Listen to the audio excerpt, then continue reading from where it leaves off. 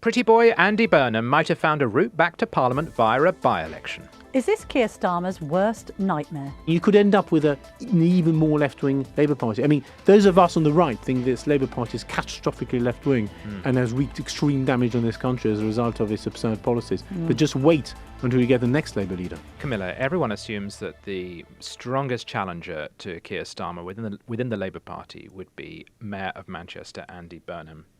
The problem is he's not in Parliament. No. But it now looks as if he has a route in. Andrew Gwynne, the former Labour MP who was suspended over abusive WhatsApp messages last year, is now expected to give up his Greater Manchester seat of Gorton and Denton, which Mr Burnham could then contest for Labour. Allister, this is surely Keir Starmer's worst nightmare. Yes. This is a seat that I think Labour will probably win. Reform will try very hard to win it. But when you look at the figures, it'd be a very, very uphill struggle for Reform. I mean, they might just about pull it off, but I suspect Labour will keep that seat. So therefore, there's all sorts of nightmares here for Keir Starmer. First of all, the decision of, can he somehow manage to block him from standing in the seat? What's going to happen in Greater Manchester? What will the public in Manchester think of the mayor resigning, which I assume he'd have to do, if he's elected? Thank you very much. You were supposed to be serving as our mayor, and Yes. you love being our mayor. And suddenly you want to go off to be an MP. Why? Because you want to challenge Keir Starmer. Right. It's quite hard to sell that sort of message. No. And then you're going to have the mother of all battles in the seat. So I think major issues for Labour, major issues for Keir Starmer and for Labour here. I was just going to give some stats on the seat. So it was a very strong Labour win in July 2024, 50.8% of the vote. The population has a high proportion of residents working in public admin, education, health, elementary and caring roles.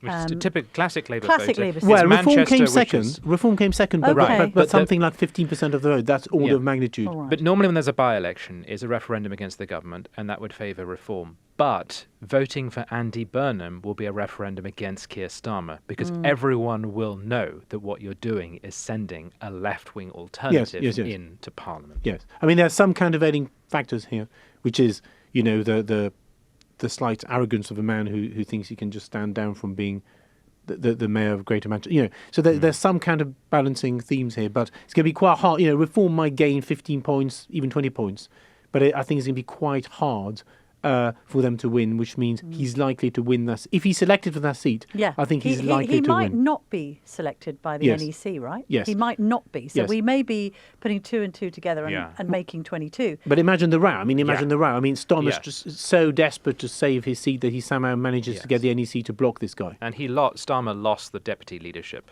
contest. Lucy Powell won that. She's an ally of Andy Burnham. Yes, instead of Bridget Phillipson, right, who Yeah. was the Prime Minister's pick. And that's the first order implications. The second order implications is if you are a person who wants to be the head of the Labour Party and you want to be Prime Minister, your time is running out because Burnham's coming back. Yes. So Yes. you've got to move fast. So Yes. a number of other people are going to think that they're going to have to move fast. So the whole the whole can of worms could explode, to mix two or Well, three metaphors simultaneously. That then explains why Wes Streeting moved fast last week, Tim. Yes. And the piece in the New Statesman, I wasn't plotting a leadership bid, but I am planning one. Yes. And the nuance of all that, and the fact that his campaign appears to have, his briefing campaign at least, and his actual campaign appears to have ramped It's up. not briefing, it's open. He openly open, attacked yeah. the Prime Minister and was talking about you need to get things right the first time, less U-turns. So, Streeting's problem is he is beloved, I don't know why, by Westminster, but really disliked by Labour members. Yes. Because they perceive him to be right-wing. Which is a joke. So in he itself. can only win an internal contest if he runs from the left and if he's in some kind of ticket with Angela Rayner, which he's Yes. supposedly been lobbying for. She won't commit to it because if she ran and she was against him, she could win. Although it should be noted, she's on manoeuvres because she She's did a on kind of manoeuvres like, too. I haven't done anything wrong interview with the Sunday Mirror. Yes. Yeah, I mean, Rayner's clearly on manoeuvres. I mean, I still think Miliband. Miliband is on manoeuvres. Yeah, I mean, I think he stands Yeah. a high chance. The issue with he pretends he's not interested, obviously. Yes. I wouldn't be surprised to But to then see we had Miliband. that story about... He's a and senior sorry, statesman. He's a senior statesman. This could be an infringement of the Trades Descriptions Act, but it was suggested that there could be a dream ticket of Andy Burnham and Ed Miliband as Chancellor. Right. Wasn't that mooted last week? Every righty's absolute nightmare. Well, sort of. I mean, on the other hand, I mean, it would be so egregious.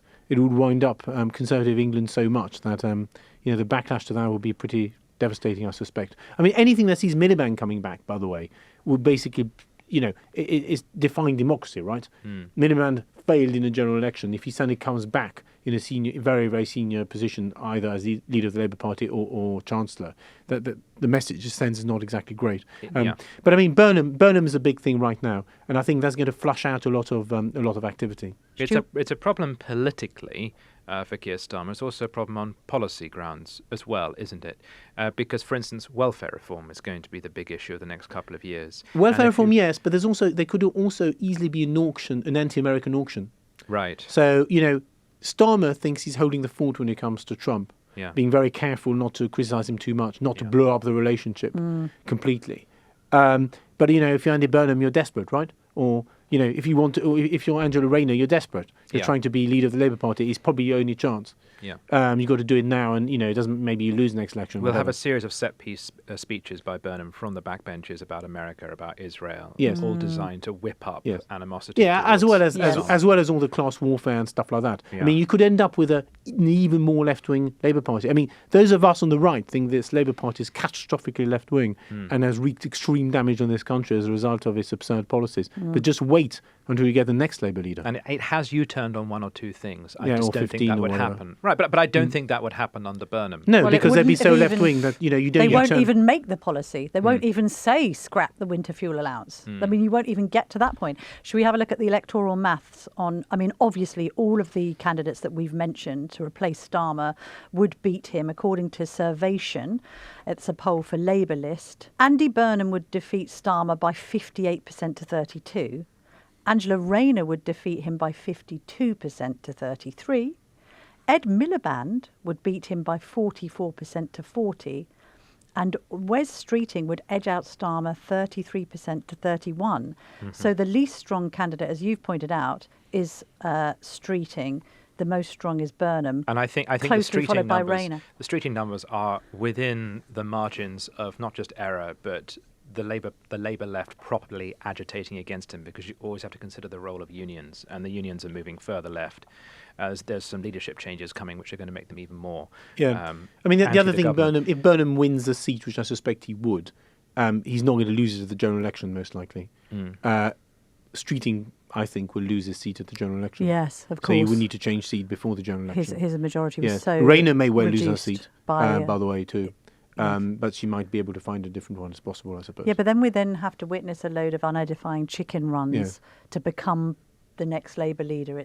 I mean, I wouldn't put it past them, but it's not the best look, is it? No. Wonderful. Alistair, we're going to let you shuffle off now because I think you've got a high-level lunch. Tim and I... I've got a low-level sandwich. And having said that, we had great fun, didn't we? And we're going to be back tomorrow with our pub special at 5 p.m. Pour me a pint already. If you're enjoying our journalism, why not sign up to From the Editor, our free email newsletter? Start your day with the latest news and opinion, plus our bite-sized puzzles. Scan the QR code to sign up free today.